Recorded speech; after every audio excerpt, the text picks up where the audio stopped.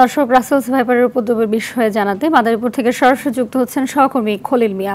খলিল, জানাবেন যে চরাঞ্চলে রাসেলস ভাইপারের উপদ্রব নিয়ে স্থানীয়রা কি বলছে এবং এর থেকে রক্ষায় প্রশাসন কি ধরনের পরামর্শ দিচ্ছে? নগদে ৫০০ টাকা বা তার বেশি পেমেন্টে পেতে পারেন ঢাকায় জমিসহ ২০ কোটি টাকার পুরস্কার। জি হাবিবা, আপনি যেমনটি বলছিলেন, আপনি জেনে থাকবেন যে পদ্মা এবং আড়িয়াল খাঁ নদী বেষ্টিত মাদারীপুর জেলা। এই জেলায় পদ্মা এবং আড়িয়াল খাঁ নদীতে বর্ষা মৌসুমে যখনই পানি বাড়া শুরু করছে, বিশেষ করে এবছর ফরিদপুরে সারা দেশের মতো কিন্তু মাদারীপুরেও রাসেলস ভাইপারের উপস্থিতি লক্ষণীয়। আমি যদি বলে রাখি যে গতকালকেও মাদারীপুরের শিবচরের সন্ন্যাসীরচর ইউনিয়নের একটি বাদাম ক্ষেত থেকে একটি রাসেল ভাইপার পিটিয়ে মারার সময় ৩৪টি বাচ্চা কিন্তু তার সেই সাপটির পেট থেকে বের হয়েছে এবং এলাকায় কিন্তু বেশ আতঙ্ক ছড়িয়ে পড়ছে। এছাড়াও আমি যেখানে দাঁড়িয়ে রয়েছি এটি আড়িয়াল খাঁ নদ। এই নদের ওপারেই কিন্তু রয়েছে ঐতিহ্যবাহী উত্রাইল হাট। এই গ্রামেও কিন্তু গত সপ্তাহে ২টি সাপ পিটিয়ে মেরেছে এবং এর পার্শ্ববর্তীতে ফরিদপুরেও চরভদ্রাসীনও সাপ পিটিয়ে মেরেছে এবং সেটি কিন্তু আমরা সোশ্যাল মিডিয়া সহ বিভিন্ন গণমাধ্যমে প্রকাশ হয়েছে।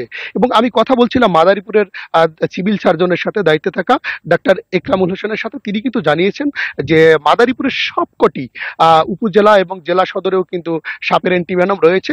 কোনো প্রকার আতঙ্কিত না হয়ে তারা যেন সরাসরি নিকটতম হাসপাতালে বা স্বাস্থ্যসেবা কেন্দ্রে চলে আসে, যাতে করে তারা দ্রুততম এই চিকিৎসা সেবা গ্রহণ করতে পারে।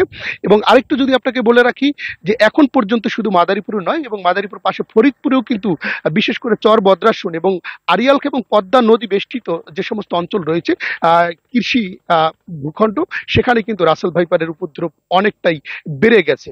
আমরা জানি যে শিবচরের একটি অঞ্চল রয়েছে চর জানাজাত, যেটা শিবচরের মাদারীপুরের মূল ভূখণ্ড থেকে বিচ্ছিন্ন এবং পদ্মা এবং আড়িয়াল খাঁর একদম পার্শ্ববর্তীতে। তো সেই জায়গাটাতে কিন্তু আমরা দেখছি যে পানি যখন বেড়ে যায় তখনই কিন্তু এই সাপের উপদ্রবটা উঁচু স্থানের দিকে ধেয়ে আসতে থাকে।